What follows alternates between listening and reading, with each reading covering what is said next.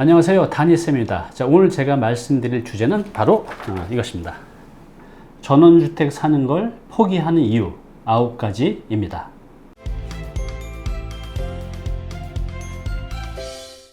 전원주택, 이 전원주택은 은퇴자들의 로망이죠. 그래서 많은 분들이 그 은퇴 시기에 맞춰서 이 전원주택에서 이 전원 생활을 시도를 합니다.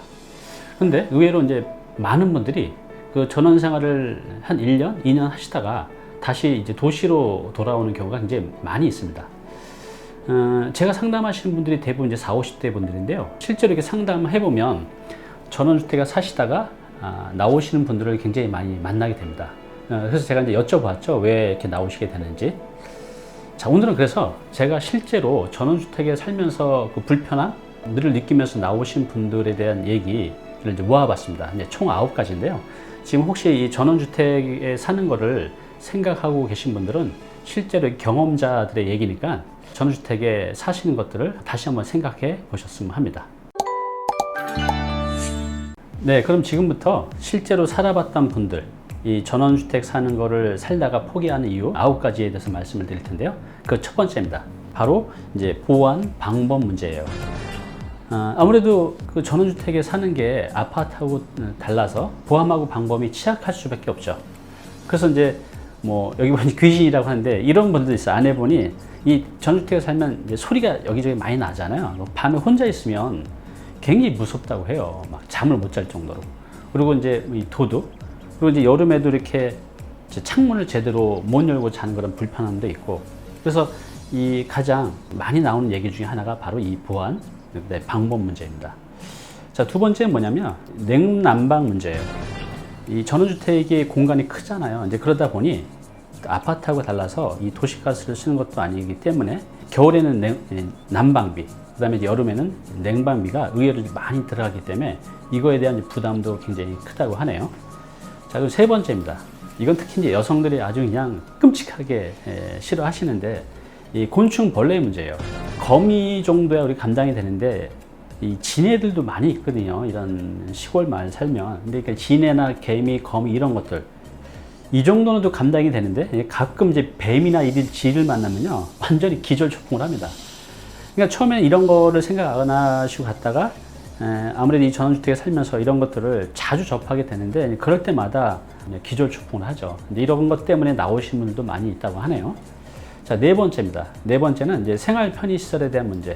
뭐 처음에는 전원에 사니까 이 정도는 극복하고 살아야지 하지만 살다 보면 뭐 근처에 이제 그 흔한 이제 편의점도 없죠. 뭐 살려고 하면 또 차 끌고 시내 나가야 되고. 이런 것들이 굉장히 이제 불편한 거죠. 또 뭐 병원에 자주 가야 되는 분들은 병원에 갈 때마다 차를 끌고 다녀야 되는데 본인이 운전할 수 있으면 상관이 없는데 뭐 남편하고 항상 같이 가야 되는 이제 상황이 되면 이런 것들도 이제 서로가 굉장히 불편한 문제인 것 같습니다. 자, 다섯 번째는 뭐냐면요. 유지보수 비용하고 이제 관리의 어려움입니다. 뭔가 지금 이렇게 고장이 나고 그러면 사람을 불러야 되잖아요. 근데 그런 이제 기본적인 출장비하고 수선 유지비가 많이 들어간다는 겁니다. 그리고 이런 것들을 이제 본인이 직접 할 수도 있는데 아파트는 이제 고장이 나면 이제 관리실에 전화하면 알아서 해주지만 이 전원주택은 내가 다 고쳐야 돼요. 뭐 새 주택이야 상관없겠지만 좀 노후화되기 시작하면 이것저것 고장 나게 되면 고치는 어려움, 또 그런 이제 비용 때문에 이런 이제 불편함이 있다고 하네요.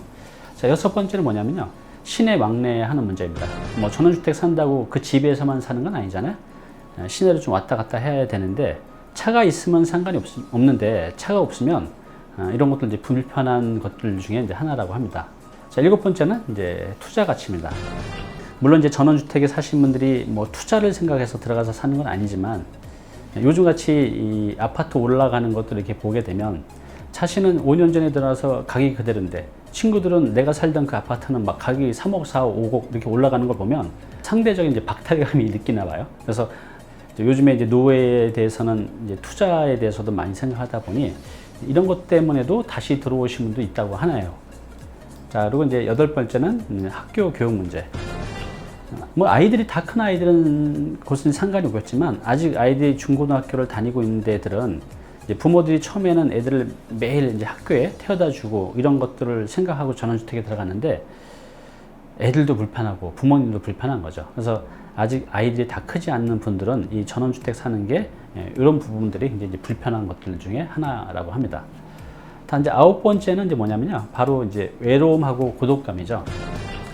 뭐 보통 이제 전원주택에 사신 분들이 부부끼리 많이 들어와서 사는데 처음에 이제 이런 거를 이제 생각하고 들어오지 않았는데 이제 살다 보니 굉장히 외롭고 고독함을 느끼는 경우가 이제 많이 있다고 합니다. 그래서 이제 이런 것들 때문에도 이 전원주택 사는 걸 이제 포기하고 나오시는 분들이 있다고 하네요. 네, 그럼 제가 지금까지 말씀드린 전원주택 사는 걸 포기하는 이유 이제 9가지를 간단하게 다시 한번 정리를 해볼게요. 이제 첫 번째, 보완 방법 문제입니다. 두 번째는 냉난방비, 관리 비용이 많이 나오는 거. 그리고 세 번째는 이제 벌레, 곤충에 대한 문제입니다. 그리고 네 번째는 이제 생활, 편의시설에 대한 문제고요.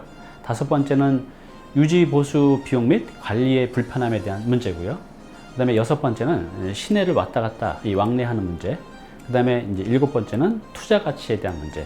그 다음에 여덟 번째는 학교 및 교육에 대한 문제. 그리고 마지막 아홉 번째는 외로움이나 이제 고독감에 대한 이제 문제로 볼 수가 있습니다. 네, 제가 지금까지 전원주택에 대한 단점 9가지를 말씀드렸는데요. 사실 이 전원주택은 이런 단점을 능가하는 엄청난 장점들도 굉장히 많이 있습니다. 저 같은 경우도 지금 말씀드린 이 9가지 단점은 크게 문제되지 않아요. 저도 나중에는 이런 전원주택에 가서 살 생각이 실제로 있거든요. 그래서 지금 이 영상을 이제 보시는 분들 중에서도 나는 이런 단점 문제 없어 라고 하시는 분들은 당연히 이 전원주택에 사는 거 굉장히 좋습니다. 네, 그래서 이 전원주택은요, 이 취향에 맞는 분들한테는 천국이고요. 이게 취향이 안 맞는 분들은 진짜 지옥일 수도 있습니다. 그래서 지금 이런 전원주택들도 보면 전세로 나오는 물건들이 있거든요. 그래서 여러분들이 전원주택에 사는 거를 한번 결정하시기 전에 전세로 한 1년만이라도 살아보셨으면 해요. 왜냐면 이 전원주택은 봄, 여름, 가을, 겨울별로 오는 이제 장점과 단점이 있거든요. 그래서 여러분들이 그 1년 동안 살아보면서 가족 구성원들이 스트레스 없이 다 잘 적응이 되는지를 1년 동안 한번 살아보고 결정하는 것도 좋을 것 같습니다.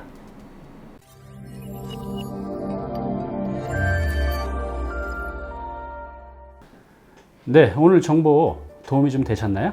앞으로 이런 정보 계속 받아보실 분은요, 여기 구독 부탁드리고요. 그 다음에 오른쪽은 제가 추천하는 영상입니다. 꼭 한번 보시기 바랍니다.